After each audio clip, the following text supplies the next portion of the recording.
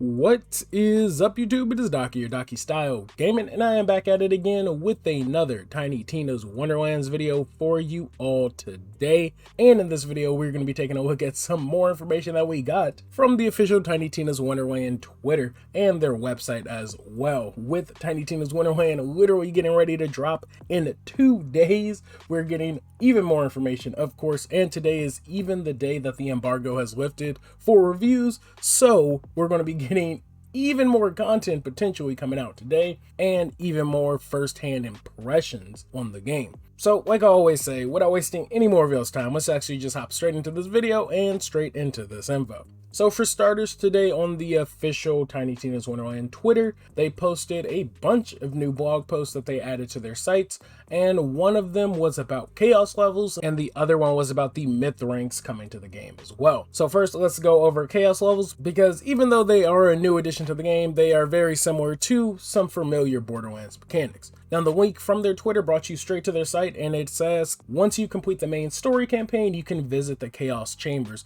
which I mentioned in one of my previous videos, which I'll leave up right here, but it's currently the main in-game mode in Tiny Tina's Wonderlands. It says, provided you've got the skills and gear necessary to complete the first Chaos Chamber run, you'll unlock the ability to really test your mettle with Chaos levels, where you can find greater challenges and even greater rewards. It says chaos levels can easily be toggled on and off and can be adjusted to the chaos level difficulty you're filling up to. With each successfully completed run, you'll increase your chaos level, which means every enemy you encounter gains proportionately increased health and damage. Defeat them and you'll earn better loot drops along with more experience and gold. Now, the post does go on to say that at launch for the Chaos Chambers, the max chaos level will be at 20. Now, they do say that the cap is planned to increase further via post-launch updates. Increasing your chaos level is no easy feat, but they say you can take a stab at it via the Chaos Run option in the Chaos Chambers. Chaos Runs are the same for all players and have a set, highly demanding difficulty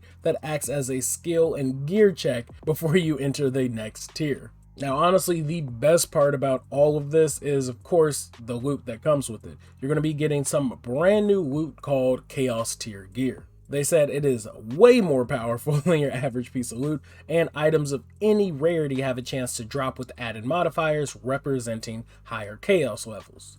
Now, if all of this is sounding very familiar, this is pretty much Borderlands Mayhem system, but for Wonderlands. There will be increased mayhem levels, and you can get increased mayhem level weapon drops as well, or in Tiny Tina's case, chaos tiered gear. The blog post did go on to say though that the chaos tier items that you find should last you at least a couple of chaos levels if you synergize it well with your build. For those fate makers looking to push their characters' builds to the absolute level of mix max power, acquiring better gear and increasing chaos levels will keep you continuously challenged as the difficulty and reward scale higher and higher. So that's another one of the features that we can expect with the in-game of Tiny Tina's Wonderland and some of the loot that we can expect from it as well.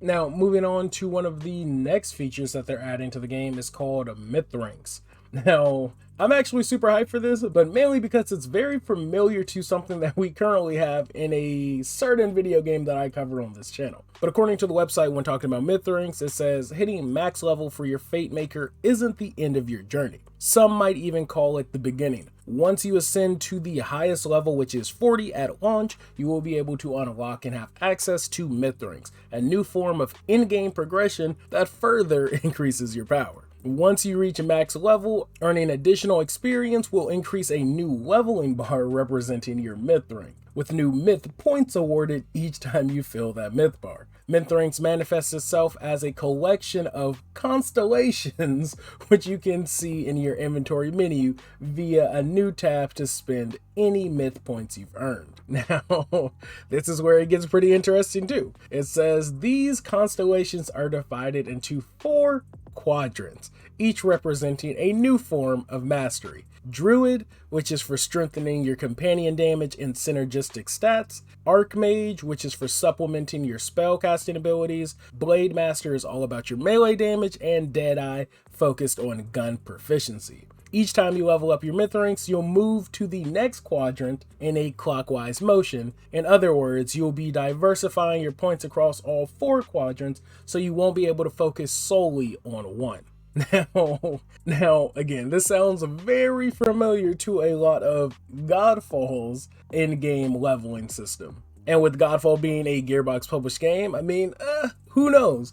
But it definitely sounds like a mix of the skill grid, the augment constellations, and the ascension levels all rolled up into one package. So I'm down for this regardless. I just thought it was funny and a pretty interesting comparison. Now, back to the site, it does finish by saying for each constellation, you'll need to decide if you want to move further along the path of connected nodes, wink wink, unlocking them one by one, or investing your myth points into nodes you've already unlocked. By increasing your myth rank, you'll continue to grow in power and can test yourself with increasingly difficult content like the high level echelons of the chaos levels. So those are chaos levels and myth ranks in a nutshell. Two super useful additions to the game that will drastically increase our power for endgame. But that's really all I got for this video. So like I always say, thank you all for watching. And if you are going to be playing Tiny Tina's Wonderland in literally 2 days, let me know in the comment section below. And with full crossplay,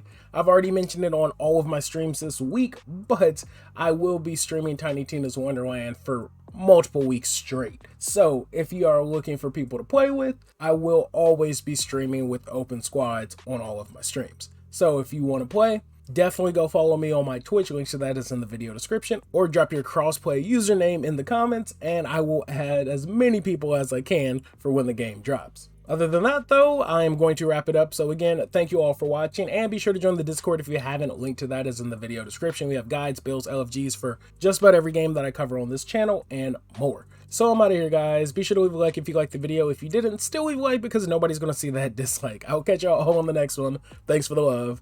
Thanks for the subs. Peace.